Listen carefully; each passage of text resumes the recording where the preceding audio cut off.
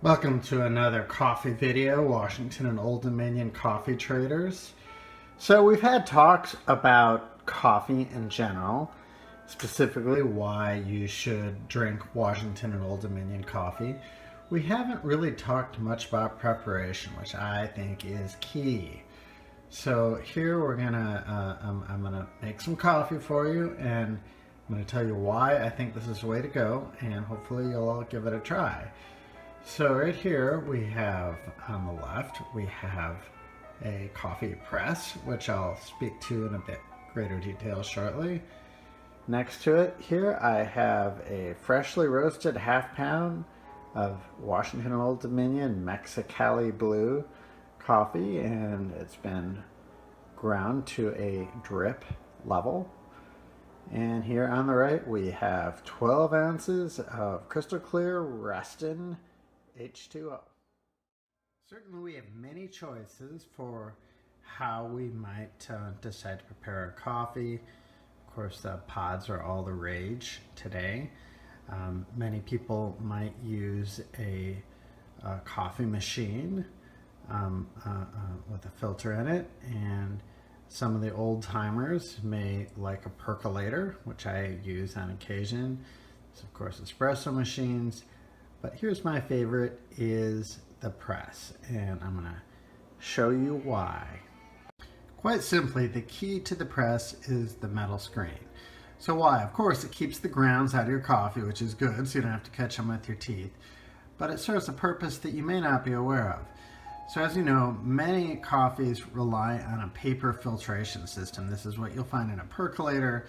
This is what you'll find in the Mr. Coffee machines and inside the pod coffees that are so popular now. But this, as you can see, is a metal screen. And so not only is it environmentally friendly, but it has a very important purpose. So chemistry-wise, coffee is composed of over 200 taste-producing alkaloids or chemicals work together to provide the complexities and the flavors that you so enjoy in your coffee. Problem is, with paper filters, 70% of these alkaloids stick to the paper and they never make it to your cup. So what you have is about 30% of the flavor producing chemicals in your cup relative to if you use a metal filter, which lets all of these chemicals through to your cup to enjoy. So next I'm going to show you how we go about actually making the coffee. So this simply is, we need a vessel to heat the coffee. In this case, I'm using my very, very old aluminum stovetop percolator. I've taken the insides out, so it's basically just a vessel that I can heat water in. So I have my 12 ounces here of cool water, and I'm gonna pour it in to the coffee pot. Then we're gonna stick the top on the pot. Keep it heating, and we're gonna move that right on over to the stove. Here we go, we got the electric cooktop. But for gas, we have electric in this case. We'll put it on. Now we're not cooking here, we're just trying to heat water. So we put the stove on full blast, and then we wait. So you might remember that I had measured out 12 ounces of water. So the way it works is you get 1 scoop per every 6 ounces of water. I've already added 1 scoop here. So I have another scoop here. We're gonna dump that in, giving us a total of 2 scoops of the Mexicali Blue. And now we await the hot water. Nope, as you can see, things are going pretty well over here. We've got a lot of heat going on, we got steam going. You can hear the water boiling inside, and we are ready to make coffee. So we're going to turn the water off, heat off, pardon me, and then we are going to add the water to the coffee. Now, although I did not measure the temperature of this water, the ideal water temperature for brewing coffee is 200 degrees. We're probably pretty close to that because we're boiling. So we add the water. So it's foaming up nicely, which is a sign of fresh coffee. By the way, if you don't see the bubbles on top, your coffee probably isn't fresh. So let's have a look here inside and see. Yeah, we got a lot of bubbles going on, and that's because freshly roasted beans are constantly emitting carbon dioxide. So after you get the water in, then we place the top in. We don't want to press it down, and then we have to wait 4 minutes for the brew to come.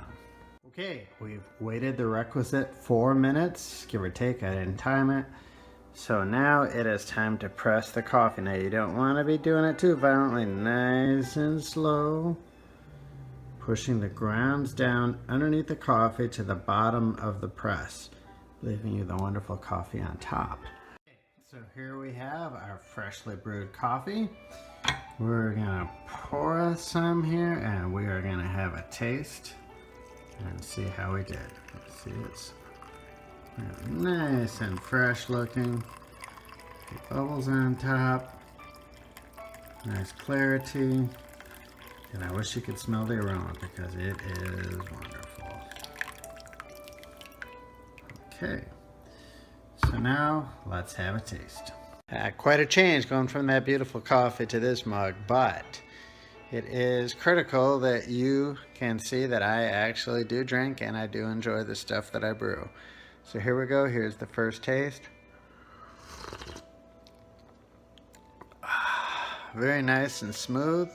Wonderful tasting brew. I would encourage you all to give it a try. With Washington and Old Dominion coffee, of course. Almost forgot one thing. Don't ever drink bad coffee. Don't do it. No need to.